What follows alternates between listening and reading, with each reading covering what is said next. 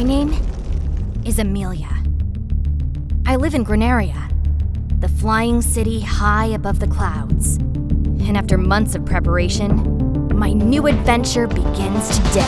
Für PC, Xbox One und PlayStation 4 gibt's das Flugzeug Action-Spiel Airheart seit wenigen Tagen. Für den Nintendo Switch kommt's noch raus und auf der Gamescom haben die Züricher Entwickler das Spiel auch nochmal gezeigt. Und mein Kollege Tobi Feldin hat das auch nochmal ausprobiert. Hallo Tobi. Hi Fritz.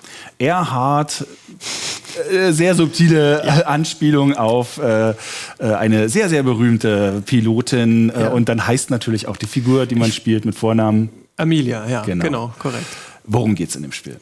In dem Spiel geht es im Grunde darum, du bist eben diese Amelia und die lebt in Granaria, das ist eine Wolkenstadt, und die Story, die dahinter steht, ist eigentlich sehr lose. Also sie hat ihren Vater nicht verloren, aber der Vater wollte ihr halt ein gutes Leben ermöglichen, deswegen hat er sie in diese Wolkenstadt geschickt und sie verdingt sich jetzt als Flugfischerin, also in der Luft fliegen tatsächlich so Fische rum und die fischt sie, tatsächlich so ein bisschen halblegal, so habe ich es zumindest verstanden, weil die Polizei sie hin und wieder auch jagt. Und ganz oben im Himmel, da gibt es wohl den Himmels. Das ist eine mysteriöse Gestalt, eine sagenumwobene Gestalt und wer die findet, der soll wohl zu ewigem Reichtum gelangen. Und das ist was sich ihr Vater wahrscheinlich für sie gewünscht hat, zumindest sagt sie das so in der Zwischensequenz am Anfang und deswegen strebt sie eben nach diesem Himmelswal und fliegt mit ihrem Flugzeug so hoch wie möglich in den Himmel. Genau, sie fliegt erstmal mit dem Flugzeug rum und schießt Fische ab oder sammelt Fische ein? Oder du kannst einfach drüber fliegen und dann werden sie eingesammelt. Also ganz normal, du kannst sie auch abschießen aus der Distanz. Das macht im Grunde keinen Unterschied. Ja, es gibt nämlich auch Waffen, man kann die Flugzeuge auch aufbessern. Es gibt unterschiedliche Flugzeuge, aber man kämpft dann auch gegen Piraten. Ach, Piraten. Es sind Luftpiraten, also am Anfang, die Welt ist quasi in unterschiedliche Etagen, sage ich mal, eingeteilt. Und wenn du einen bestimmten Bereich gesäubert hast, also wenn du genug Fische eingesammelt hast oder genug Piraten abgeschossen hast, dann kannst du über so eine Art Lift eine Etage höher fliegen. Und je höher du kommst, desto schwieriger wird's. Also desto mehr Gegner gibt es, desto mehr Gefahren gibt es. Und letztendlich ist es dein Ziel natürlich, dein Flugzeug aufzurüsten. Du hast es schon gesagt, es gibt, glaube ich, insgesamt über 40 verschiedene Anbauteile. Also später gibt es dann noch Raketenwerfer und so weiter, die du dir alle an dein Flugzeug basteln kannst. Es gibt auch flinkere Flugzeuge generell, die einfach schneller sind, ein bisschen wendiger und einfach ein bisschen auch mehr aushalten. Ja. Und deswegen ist halt sehr viel einfach Grinding. Also du kannst Fische sammeln, um dein Geld zu generieren und mit diesem Geld kannst du dann wiederum neue Waffen kaufen, neue Flugzeuge kaufen. Aber generell funktioniert das Prinzip einfach wirklich. Du fliegst aus deinem Hangar raus, bist erstmal in der ersten Etage und kannst dann nach und nach eine Etage höher fliegen. Logischerweise, wenn du dann natürlich dein Flugzeug aufgerüstet hast, dass das dann in den höheren Etagen einfacher ist. Ja. Und spielerisch ist es ein klassisches Top-Down Twin-Stick-Shooter? Twin-Stick-Shooter. Also du kannst es theoretisch auf dem PC auch mit Maus und Tastatur spielen. Das würde ich aber nicht empfehlen, weil dann mit den Richtungen, das funktioniert nicht so richtig.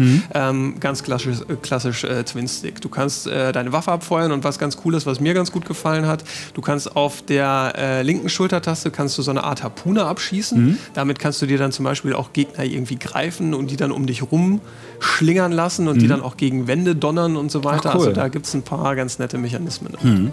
Gibt es denn auch irgendwie Missionen oder irgendwie eine Story, der man da irgendwie folgt? Die Story, wie gesagt, habe ich kurz angerissen, aber es gibt nicht irgendwie großartige Zwischensequenzen oder so. Also dein Ziel ist es quasi immer weiter hochzukommen. Es gibt dann auch Bossgegner. Ich bin bis zum ersten gekommen, in der 5. Etage quasi. Das ist so ein riesiges Zeppelin, aber da habe ich mir dann so ein bisschen die Zähne ausgebissen, weil der Schwierigkeitsgrad ist tatsächlich auch nicht ohne.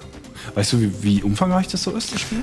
Ich habe, glaube ich, gelesen, dass es so 14 Etagen gibt. Also ich denke mal, so schwierig wie das jetzt schon war, in Etage 5 wird das später dann, denke ich mal, ziemlich knifflig werden.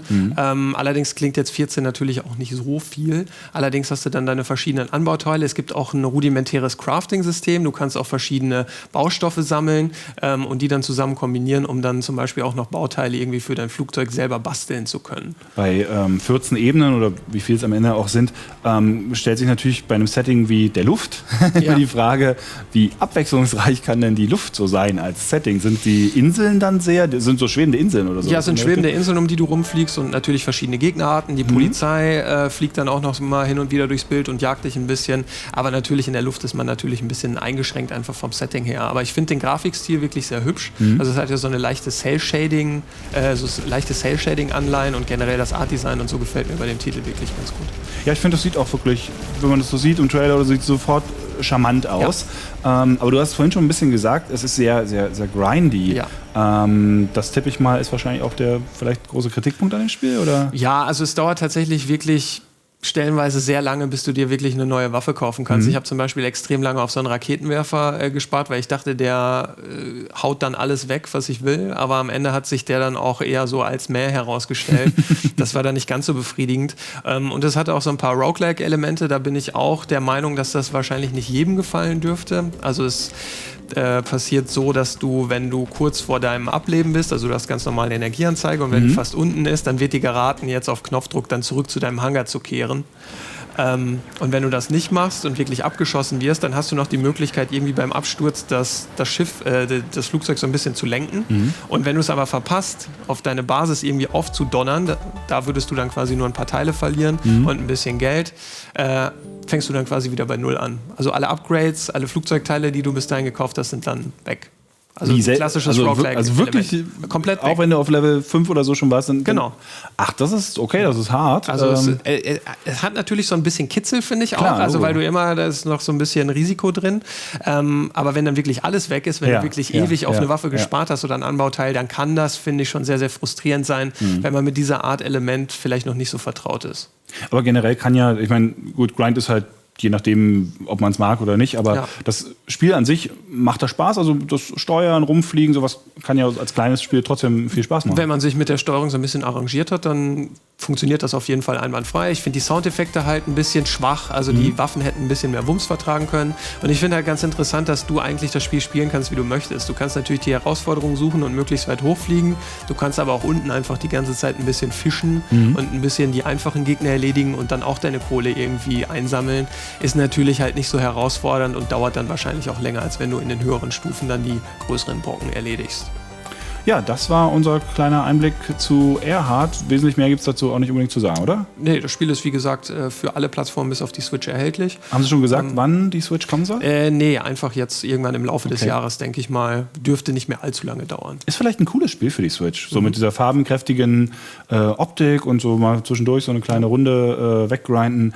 Könnt ihr vielleicht dann auf der Switch ausprobieren, wenn ihr gerne möchtet. Das Spiel heißt Airheart, die Pilotin heißt Amelia und den Rest findet ihr auf Wikipedia dazu. Also, macht's gut. Tschüss. Ciao.